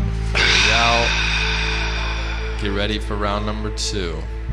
All right, Wim Hof in 3, 2, 1. Out, in, out, in, out. Very good. Follow the rhythm, follow the breath. Like a wave, in through the stomach, up to the chest. In through the stomach, up through the chest. 4 more. And then breath of fire. All right, last one. Breath of fire. Follow the rhythm. Exhale from the belly. Relax your body. All right, last one. Wim Hof. Out. In. Out.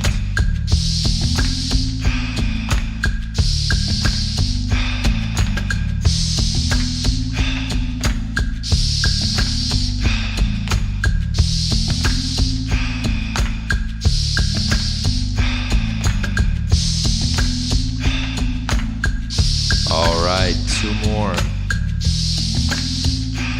Last one fully in. Let it out. 1 minute breath hold. There is nowhere you need to be right now. There's no need for planning, for thinking about the past. Just this blissful state of now. 30 more seconds. And the more that you find yourself in the now, the more you will manifest and achieve the things that you desire. All right, very good. 10 more seconds. We'll take a recovery breath in 4, 3, 2, 1. Fully in. Hold for 15 seconds.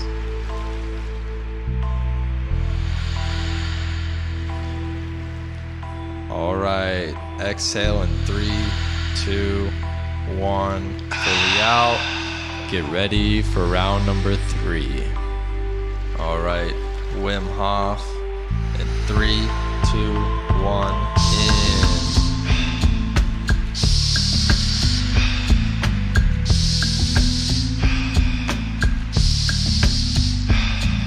Very good. 8 more.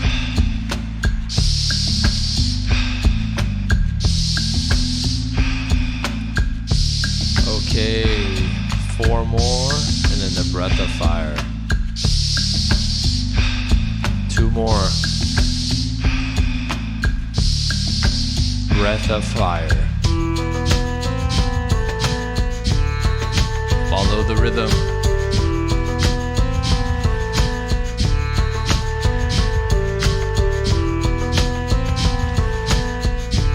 Okay, last one, Wim Hof. Out, in, out, in, out. Fully in, out.